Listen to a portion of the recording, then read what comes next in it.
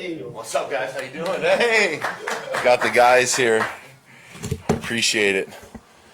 So I got a brief statement I'm gonna read, and then we'll do some questions. So this is my final chapter. Since I played my first snap at 12 years old, nothing in my life was more important than football. The game always came first. Football has taught me a strong work ethic, a willing to get better every day, and a desire to continue growing. It has taught me that what you get is important, who you become is more important. All of these lessons I'll take with me into the next chapter, because today I'm officially retiring from the NFL. Everybody starts their NFL journey differently. You may be a first-round pick like Colton Miller. You could be an undrafted guy like Andre James. But it's a willingness to sacrifice daily and dedicate yourself to the 1,000 micro decisions that lead to winning and that will carry you far in this league where nothing is guaranteed. I owe my ability to maintain my single-minded focus to my father and the gift of grit and perseverance to my mother. While those have been foundational to my career, was perhaps most importantly their unconditional love that gave me the confidence to believe in myself. I'll never be able to repay them for that. With sacrifice comes adversity. While I wouldn't change those long hours in the gym and on the field, I'm excited for the wide open ventures ahead of me.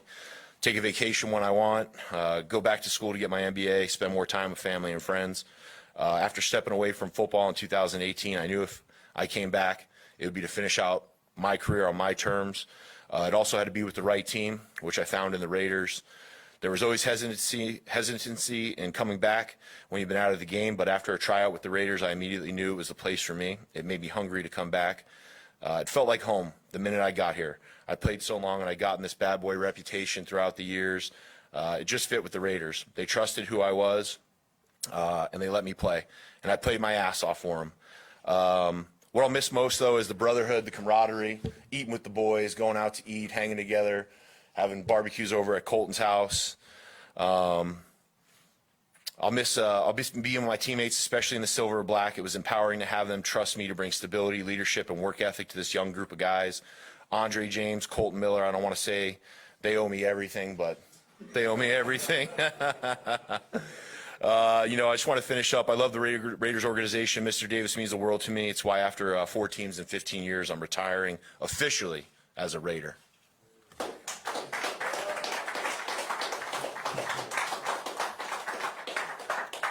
I know you just kind of touched on it, but why was it so important for you to do this here with this organization?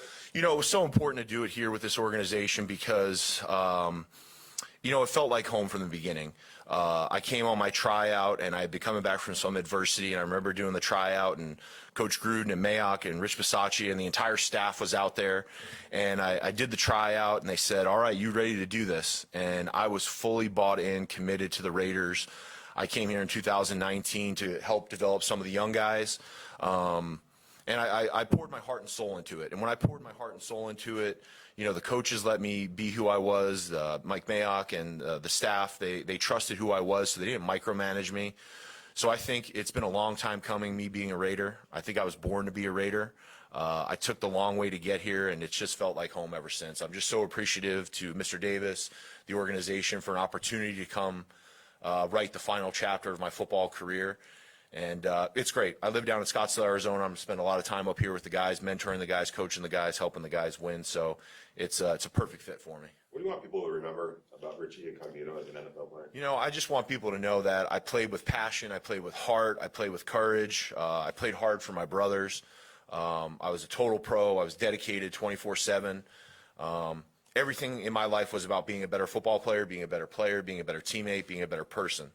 And what I want them to remember is, when they saw me out there on Sundays kicking ass, that was just passion. That was passion for my brothers. That was love for my brothers, having their back. I honestly just want people to remember me as a badass, out there kicking ass, taking names. That's it. On that, in your opening statement, you mentioned something about a bad boy image. Over 17 years, some staggered steps. Yep. What did you learn, though, along the way about yourself? It's a lot. I've had a lot of setbacks, a lot of adversity. It's probably what I'm most proud of is coming back from those setbacks and that adversity. But I think I touched on it a little in my statement. What you get in life is important, but who you become. And from each one of those setbacks along the way, just the learning and growing and being able to come back. And, I was out in 14. I came back in 15 with Buffalo. I came back a better person, better man, better player. Ripped off 3 Pro Bowls in a row. Was out in 18. Came back. Learned, grew, reached out, realized I have a huge support staff. And it's that continued growth and that continued improvement that I've learned the most about myself and going forward. And this last chapter with the team and the Raiders, just put my best foot forward. I had that bad boy image, and on other teams I was used to being micromanaged, and I was used to having to answer to all this stuff that really didn't equate to being a good football player. And when I got here, they said, we trust who you are, lead our men, and play your ass off, and that's what I did. Richie, you mentioned the bad guys of the Raiders and that image, but you, like most of them, once you get to know them, are one of the good guys. So my question is, I remember watching you coach guys who were fighting you for your job. Where did that come from, and how much of that part of the game, the relationships, are you going to miss? Oh man, that's what the game is all about. It's about the relationships. Me and these boys have been to hell and back. I could talk to you guys till I'm blue in the face trying to explain what that's like. But we've been in those trenches. We've been in that training camp. We've been to some dark places together, and it's the collective effort of the offensive line and the guys here to come out victorious. So I've always learned, I'm a lifer in football. I love the game. And I had really good guys early on in my career, Isaac Bruce, Torrey Holt, Leonard Little, Orlando Pace, Marshall Faulk, and they taught me how to give back. They taught me the importance of teaching these guys lessons. They taught me the importance of, hey, you're the leader now. Now it's your turn to give back. And, all these guys, I just want them to play at the highest level. I want them to win. I want them to have success. I want them to make a lot of money. So anything I can do to help these guys. Do you ever want to get back and get into coaching? Absolutely. Absolutely. I think coaching is on the horizon for me. My goal right now is to kind of take the next year at my pace, and we go back to Arizona State, work on my MBA. And, I think in about 6 to 8 months, 12 months, we'll evaluate what's going on in the coaching world. I'd love to have an opportunity to come back and work with these guys and get these guys going. I know I can get them to play at a high level. I'm excited for them.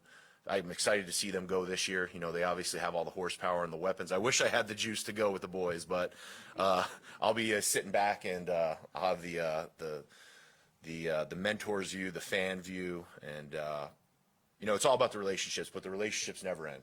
I'm brothers with these guys forever. Richie, this roster has undergone quite the transformation since you've been here. They made the playoffs last year. It's improved since then. When you look at this roster, what do you think is possible for your brothers? I mean, everything's possible. Everything is out there in front of them. I think last year we got over the hump of getting into the playoffs, and I think all the adversity last year really just driving this team together, everybody figuring out who they really are. I think, you get hit with adversity like that, you're forced to ask yourself some tough questions, and we went through it. But I think that drove the team together. They figured out how to win late in the year. We went to Cincinnati on a short week, and we gave them hell. I think that you can build on all that, and then the focus this year is not only making the playoffs, making a deep run at the playoffs, going and getting that Super Bowl. So I'm excited. I'm really excited about how they rebuilt this roster. I'm excited to watch these guys get to work. I've been reminding them every day that training camp starts in 6 days now. And but no, I'm excited for these guys. This is their team now. I'm excited for these guys to become leaders, lead this team, lead these men, and I want to see the Raiders win a Super Bowl. I'm assuming one of those setbacks you talked about was last season. It had to be bittersweet. You kind of feel like you found your place, named a team captain. I know you worked hard to try to come back, but just how'd you deal with all that? What were you positives? Yeah, it was incredibly tough. I had come back from the injury in 2020 where it was kind of a freak deal. I had a bone loose in my ankle. We had to get taken out. As soon as I took the bone out of the ankle, I was feeling great, rehabbing, coming back. We went out to play the Chargers in the preseason, and I got the calf. And it was just incredibly frustrating. I couldn't even get past go. I kept rehabbing, I kept re-injuring it, and it was a thing where I injured it in training camp. I was pushing to come back to play for the first game of the season. Leg wasn't ready. Trained, tirelessly, relentlessly for 7 weeks. Re-injured it again here. Decided to go home to Phoenix, get with my trainers. I went down there for a month. Re-injured it again. And it was frustrating, but again, I learned a lot about myself. Once I had injured it the last time and there was no hope of coming back, I really needed to be around the guys. So I came back up here. They were on their winning streak. You know, we went to the playoffs, and I was with them through that. So it was incredibly frustrating. But what I learned from it is, you know, I went from being a player in the trenches to being a mentor, to being a coach, to being a confidant. And that was what was really cool about last year, you know, having the adversity, deciding to hang them up, but then coming back and being with my boys. I guess while you have that coaching and mentorship hat on, you've been around them a lot, obviously strong connection. What's going to be the biggest thing for these guys in the line to take a step forward next year and kind of be the vocal point of this? Yeah, you know, it's going to be continued development for all these guys. These guys, Colton is the old vet now. He's still young, but he's the vet now. He's the bell cow. He's the leader. Andre has played a year. Leatherwood's coming up. He's a young rookie. Well, now, still a rookie. Still technically a rookie. But, you know, all these guys, you know, B. Parker, he's played a ton. Lester Cotton, we're excited about him. I knew Lester could play 3 years ago. Lester just had to get himself sorted out with technique, and I'm excited to see Lester go. But all these guys are great men. They're great people. They're hard workers. You know, they're humble. They're hungry. And that's it. You know, they're going to put on the pads here in the next couple weeks. They're going to come together, and they're going to form their identity. They're going to form what they want. And I'm excited to kind of just sit back and watch them go. I think we have a bunch of great guys. They're in a great mind, a great headspace. They're hard workers. So I'm excited to see these guys go. They didn't have to be here today, but they are for you. Yeah. What does that mean? It means everything to me. You know, it means everything. You know, when you're tired and you're sore and you don't want to go anymore, it's your brothers, you know. When you're waking up at 5:30 in the morning at the end of December and you're so tired you can't even see straight. You know, the thing is just get to the facility. Just get to the facility, be with the guys, get that coffee in and get to work. So I really appreciate these guys. You know, we've been on this journey for a couple years together, and it means the world to me to have their support. Richard, if I could ask you, Love you guys. if I can ask you real quick, from a mental health standpoint, I know that there's every year with guys that enter the retirement sort of protocol or whatever, Yeah. register your name in there. Yeah. I believe it's in Atlanta, but there's like a seminar, there's something for guys to go down, because even the baddest asses of the retirees, they go through a Sunday where they go, what am I gonna do? Right. Are you aware of that? Would you be willing to do something like that? I know you said you're gonna go to Arizona State, but Yeah. is that something that you thought about? 100%. You know, once I came back to the Raiders in 2019, I had a plan in place. I knew we were getting towards the end. I didn't know if I was going to play another season, another 2 seasons, another 3 seasons. So me on my end with my agent, my brother, my friends, my family, my mentors, we had a plan in place. But the NFL and the NFLPA have a tremendous suite of options for retired players, and I will take advantage of all of it. Ken Sarnoff, my agent right here, we've been through hell and back. He called me a couple of months ago and he said, listen, the NFLPA is doing this for retired guys. I plan to take full advantage of it. I think the NFL and the NFLPA have grown so much in their support of players.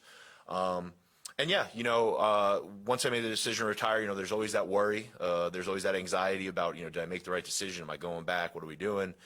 But, you know, I plan to use my support network, my brothers, the NFLPA and the NFL to help me transition. Richie, your resume speaks for itself, but you haven't been a Raider for long. Yep. So when you see your teammates here, that's cool. You worked with them in the locker room, but an owner that you didn't play a ton of games for is here also. What does it mean to Richie Incognito, the respect this organization has given you? It's tremendous, man. It really is. You know, I had kind of come here in some tenuous times for myself in 2018, 2019. And what they did was they did exactly what I needed. They put their arms around me. Mr. Davis put his arms around me, John Gruden, Mayock, Tom Cable. They put their arms around me and they assured me that this was the right step. And every time I see Mr. Davis on the sidelines, I give him a big hug. We're always talking about ball. His passion for the Raiders is unrelenting. And to feel that and to feel like, you know what, man, I'm finally home, you know, Lyle Alzado, Howie Long, all the badasses, Jim Otto, you know, to come and kind of be embraced by that and just have an opportunity to come in and represent the silver and black. It meant the world to me. I know it meant the world to them, and I'm just forever indebted to this organization for letting me come back and rewrite the ending. Great, guys. Thank you very much. You guys want to come up here and take a quick photo off with Richie? Let's go. Good to see you guys. We just have one. Where are we going to go? Please, wait up. We